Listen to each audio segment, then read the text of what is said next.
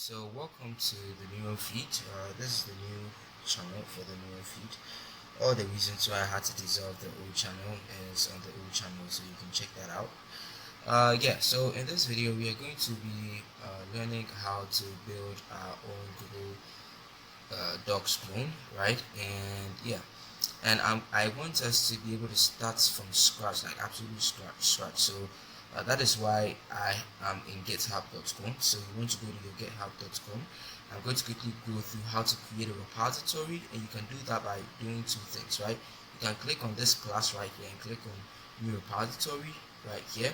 And yeah, if you are new to GitHub, you just have to create an account, or if you are logged out, you just log back in and you can see this, and then you can click on this create new, select new repository, and then you click on or if you don't want this one, you can just click on your profile, go to your repositories, right?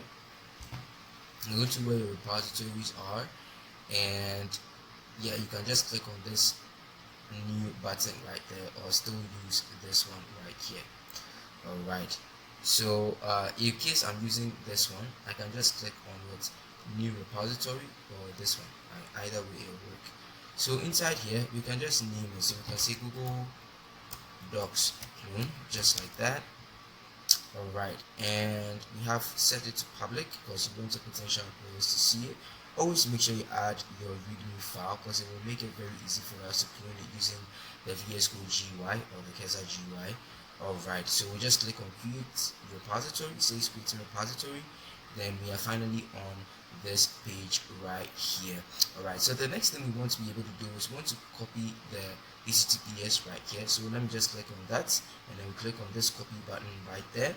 And the next thing is, let us open up I want to open up a new window, so I'll hold control plus shift and N, and that is going to open up another window right here. And inside this window we can come and you can either click on clone repository. I think for VS Code it is somewhere around here around the get started page. You can click on that, or you can click on this if you're using Kesa. Another way to is we can click on this view, and then we can click on source control, just like that. It's the same on VS Code, so pretty much you can just follow that. And I can click on clone repository right here, then I'll paste the HTTPS that we copied from GitHub.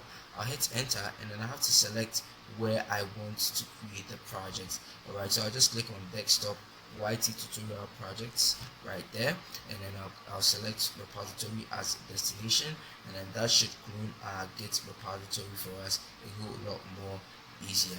Alright, so I think right after this has been able to load, it will ask us if we want to create a new window, or if we want to open a window inside this same window right here. We just click on open, and then it should work. Alright, so it's just loading. Let's give it some time.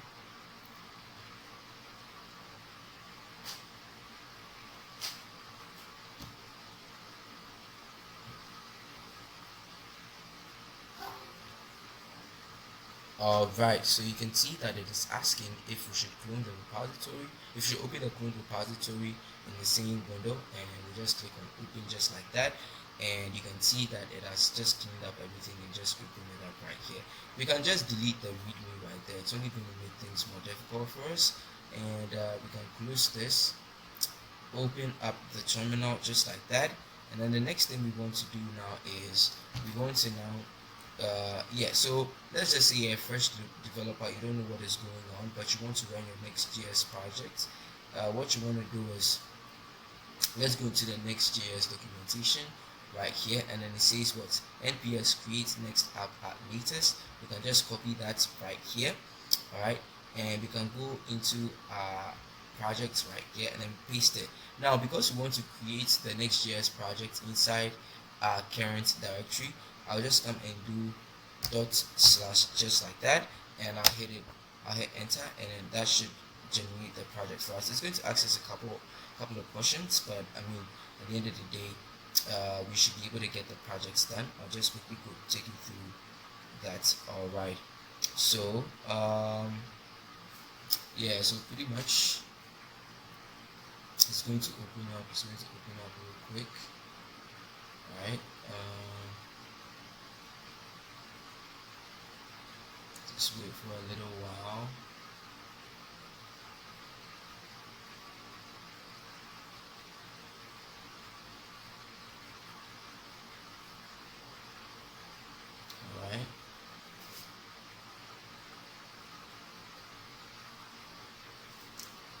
let me just pause the video, and then if it gets alright, so as you can see, the questions are being asked right here. Alright, so would you like to use TypeScript? You just say what? Yes. And ESLint, yes. Tailwind CSS, yes. SRC directory, no. App router, yes. Then Turbo Pack, no. Then import alias, yes.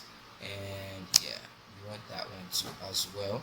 So at this point, it's going to try to install the dependencies for us, and right after it's done, we can just continue to install our Shatsi and then move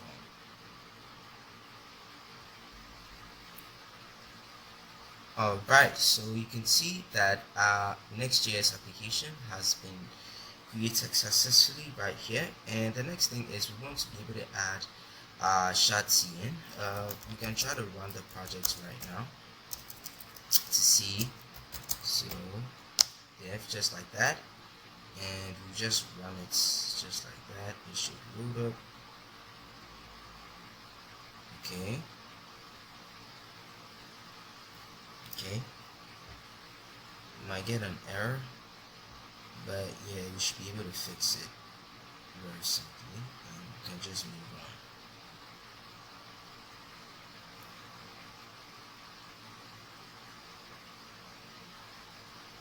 So I'll just click on I'll hold Control and click on that localhost link there, and it will just open up inside our browser just like that right here. Alright, and once it's done, you will see that it has loaded successfully, and we can continue what we want to do. But yeah, as you can see, it's asking us to install a couple of stuff, like a couple of packages, right? And I get it, it might ask you to also install the same thing, but you really don't have a choice like that. So I mean, when you're trying to deploy on Versa or something, they will tell you to like get rid of that, right? But it's like at the end of the day, you can't, like, well, the best thing you can just do is to take it out of the package.json, and then you just push again. Alright, so what we'll do is I just copied the package name right here. I'll just paste it here like that, and I'll click on this. Okay, I'll click on this package right here. It will give us the right package to install. Alright, so I can just end the terminal right there, and I'll copy this real quick. You see this? I'll just copy it, and then I'll put it here.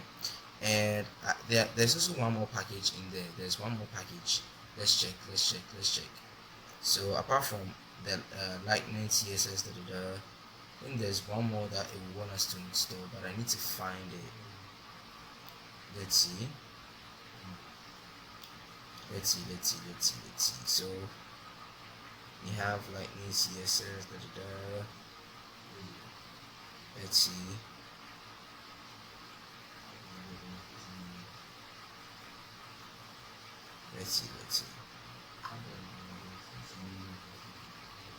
Oh, it is. I'm trying to allow us get to it, but it's like, okay, I'm able to scroll up now. Alright, yeah, it should be right around here. Okay, pretty much it's the same thing, right? So let's just hit enter, and then it should install this lightning CSS Windows 32 for us. And once it's done, we should be able to run the project. If we face another error, it's probably going to be another package that we have to install similar to this. So yeah, pretty much that's it.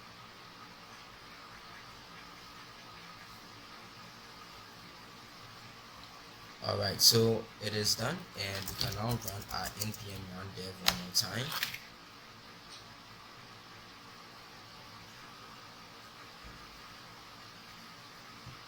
Alright, and then we can go back to test out our application. Okay, it says compiling, and we have what it says cannot find. It says cannot find what this one. Let me copy that just in case. It said what? Failed to 1 second.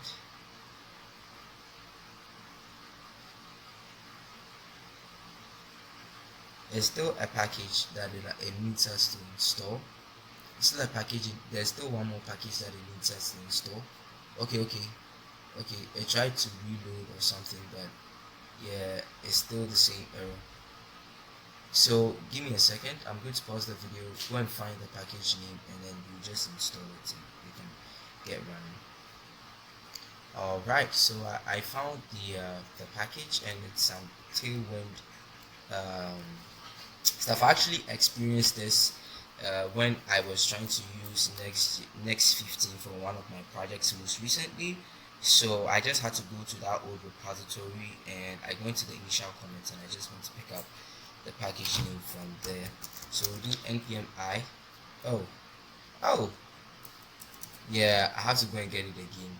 But yeah, I think I simply closed the tab, so I can just reopen it right here, and then go and get it. It's this one. So I'll just copy this right here. Alright, and then I'll say npm I, and now paste. Now hit enter, and that should do the trick. Alright, so yeah, so pretty much once we are back, I'm sure this should also be done installing. Alright, so we have this. I will just run npm run dev just like that, and we should have run just like that. Okay, starting. I'll try to reload. Okay, it says it's ready. Alright, let's see.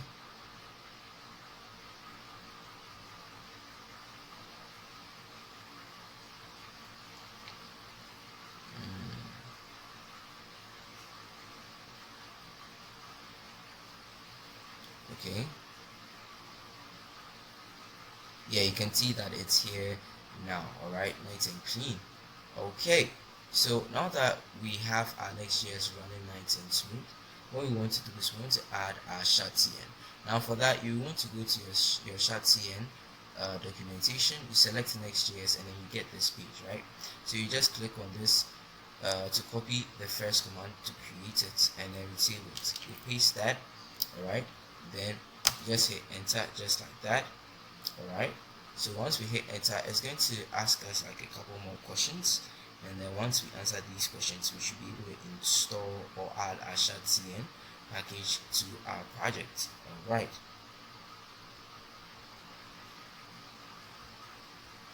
Alright, so you're going to be asked to install the latest version of shat.cn. You just hit Y and then hit enter just like that, and the questions will proceed next.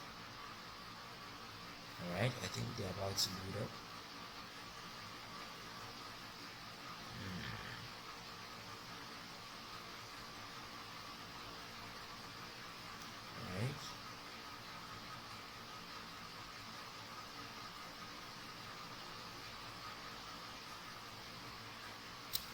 Alright, so you can see it's asking us which color do we want to use as a base color. We just select neutral, and it's just creating components.json for us, and then it's trying to install all the dependencies that we would need. Alright, so let me just pause the video, and once we are done, we'll run our next command.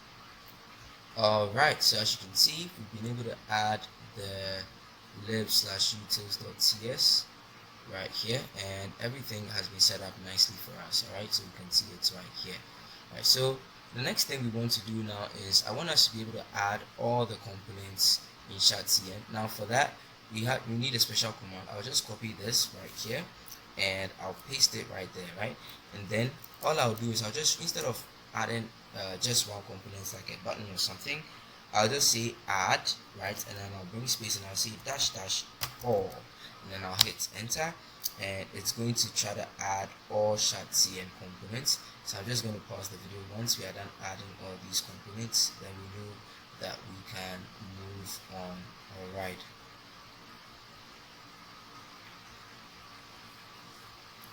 Alright, so we have all the components here and they have all been installed just like that. Alright, so yeah, so basically now that we have all these components installed, you can see right here we are all here, right? Now that we have them installed, we can just try to test them out. So let's go to our projects right here. We can refresh just like that, and inside the app we can go into is it layouts.